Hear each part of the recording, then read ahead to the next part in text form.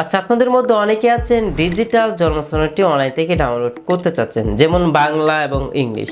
এই ডিজিটাল জন্ম সনদের অনেকেরই প্রয়োজন হয়, কিন্তু আপনি চাইলে ডিজিটাল জন্ম সনদটি খুব সহজে অনলাইন থেকে ডাউনলোড করতে পারবেন আপনার হাতে থাকা মোবাইল ফোনটি দিয়ে অথবা কম্পিউটার বা ল্যাপটপ দিয়েও। কীভাবে করবেন চলেন আপনাদেরকে A to Z সম্পূর্ণ প্রসেসটি দেখিয়ে দিই। আচ্ছা, আমরা চলে আসলাম কম্পিউটার স্ক্রিনে। এখন হচ্ছে আমরা ডিজিটাল জন্ম সনদ অনলাইন থেকে ডাউনলোড করব। তার জন্য আমরা গুগল ক্রোম ব্রাউজারটি ওপেন করব। গুগল ক্রোমে এসে আমরা লিখব everify.bdris.gov.bd লিখে আমরা এন্টার করব। আমাদের সামনে প্রথমে এই ওয়েবসাইটটি চলে আসবে। আমরা এই ওয়েবসাইটটিতে ক্লিক করে দেব।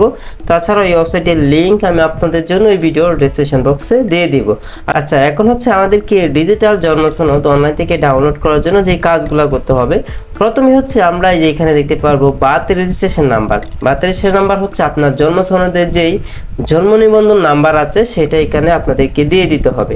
তারপর এখানে আপনারা দেখতে পারবেন date of birthday. Date of birthday হচ্ছে আপনার জন্ম সনদের যেই ডেট অফ বার্থডে আছে সেটা আপনারা এখানে দিয়ে দিবেন। ওকে, আমি আমার ডেট অফ বার্থডেটাও এখানে দিয়ে দিয়েছি।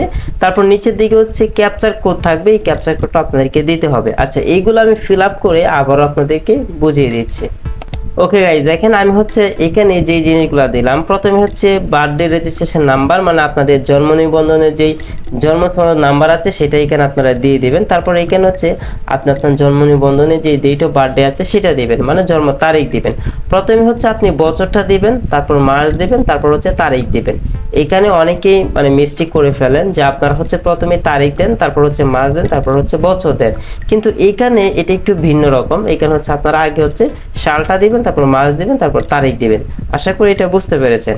আচ্ছা, এইখানে হচ্ছে আপনাদেরকে এই যে ক্যাপচার কোড আছে সেটা ফিল আপ করতে হবে, এটার ফল দিতে হবে। যেমন এখানে 43+35, এই তো আমরা হচ্ছে এখন একটু আপনাদেরকে প্র্যাকটিক্যালি দেখিয়ে দিচ্ছি। ধরেন এখানে হচ্ছে আমি 43 দিয়ে দিচ্ছি, 43+35, ঠিক আছে। এই যে 43+35 সমান সমান আসে 78 আসে, তো আমি হচ্ছে এখানে 78 দিয়ে দিচ্ছি, ঠিক আছে। আপনারা হচ্ছে এভাবে যোগফলটা দিয়ে দিবেন। আচ্ছা, যোগফল দিয়ে দেওয়ার পরে এখান থেকে হচ্ছে আমরা চার্জে ক্লিক করে দেব। চার্জে ক্লিক করার পর দেখেন আমাদের সামনে কিন্তু জন্ম সনদটি চলে আসছে, ঠিক আছে। তো আপনারা এইভাবে খুব সহজে দেখতে পারবেন। এখন হচ্ছে অনেকে চান যে প্রিন্ট করে নেবেন, আবার অনেকে চান যে সেভ করে আপনি আপনার গ্যালারিতে নিয়ে যাবেন পিডিএফ আকারে। তো তার জন্য ফোন থেকে যারা করতে চান তারা হচ্ছে এই যে ফোনে যে কর্নার দিকে 3 ডট আছে এখানে ক্লিক করবেন। তারপর আপনারা নিচের দিকে প্রিন্ট দেখতে পারবেন। ফোনের মধ্যে কিন্তু এভাবে দেখা যায় প্রিন্ট, আপনারা প্রিন্টে ক্লিক করবেন। প্রিন্টে ক্লিক করার পর এখন আপনার হচ্ছে ফোন থেকে একটু ভিন্ন রকম, আপনারা হচ্ছে সেভ করে আপনার গ্যালারিতে নেওয়ার জন্য আপনারা কর্নারের দিকে পিডিএফ সেভ দেখতে পারবেন, এখানে আপনারা ক্লিক করবেন। আর হচ্ছে কম্পিউটারেরটা হচ্ছে আপনারা কন্ট্রোল+S বাটনে ক্লিক করবেন। কন্ট্রোল+S বাটনে ক্লিক করার পর এই যে এখান থেকে হচ্ছে আপনি যে কোনো একটা ফোল্ডার সিলেক্ট করতে পারবেন। আমি হচ্ছে একটি ফোল্ডার এখানে সিলেক্ট করে দিচ্ছি। ধরুন আমি সেভে ক্লিক করি, আমি হচ্ছে ইয়েসে ক্লিক করলাম। আমাদের কিন্তু পিডিএফটি চলে গেছে। দেখেন আমাদের কিন্তু এই যে জন্ম সনদটা এখানে চলে আসছে। তো এইভাবে আপনি খুব সহজে কম্পিউটার অথবা ফোন দিয়েও খুব সহজে আপনি আপনার ডিজিটাল জন্ম সনদটি অনলাইন থেকে ডাউনলোড করতে পারেন।